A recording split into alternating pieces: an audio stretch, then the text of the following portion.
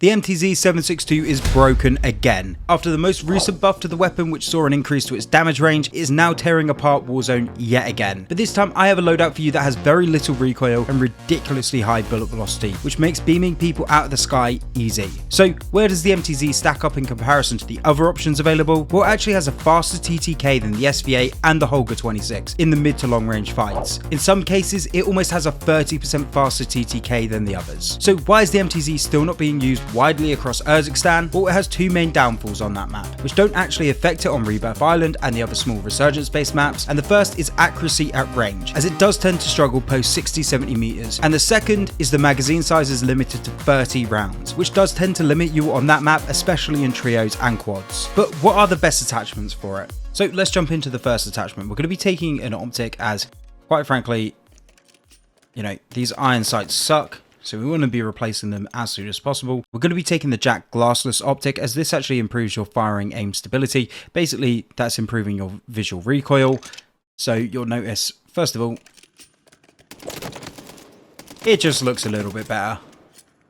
And that goes quite a long way.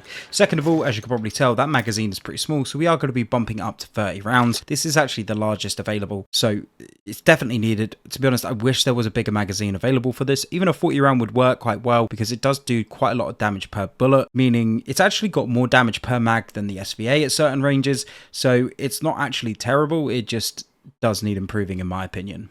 And the next thing we're going to be going for is a barrel. We're going to be taking the MTZ Precision Black Form barrel, as this actually increases your effective damage range, minimum damage range, and bullet velocity by 25, 25, and 30%. So quite some considerable increases actually.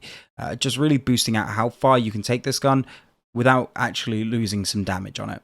The next thing we're going to be taking is a muzzle. We're going to be taking the Zen 35 compensated flash hider.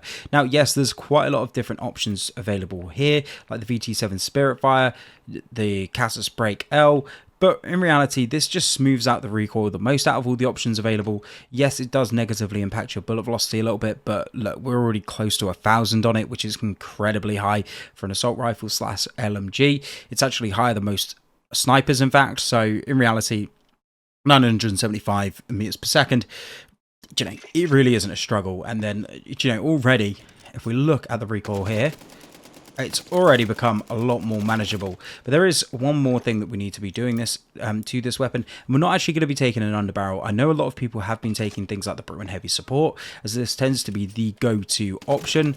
And look, whilst this is great, there's still just a little bit more wanting. You just want a little bit more from the weapon. Now, actually, it decreases the vertical recoil control that you get on the weapon. So that is why we're not going to be taking it. But we're going to be heading over to the stock instead. Now, we actually want the EXF Close Quarters Assault stock, as this improves your recoil, horizontal recoil, and vertical recoil by all about 15%.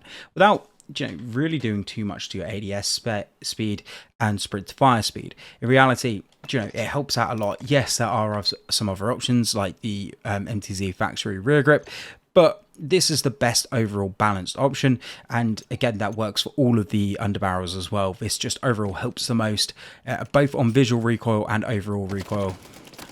And then all of a sudden, as you can see, we're quite good. Let's just pump these guys up to 3 plates so you get a bit of an idea. Yeah, so there we go. But as mentioned, look, up to, need another bullet, like 50 meters, 50, 60 meters tends to be, the effective range, especially when people, when people are running in the open. I think 60, 70 meters is fine. When people are stuck on headies, look, it can be a little bit more difficult, but then you can switch this weapon to single fire. In reality, though, this is only going to be more useful for the ridiculously long range. But there's the overall build, guys. Don't forget to like and send this video to a friend that needs to update their loadout.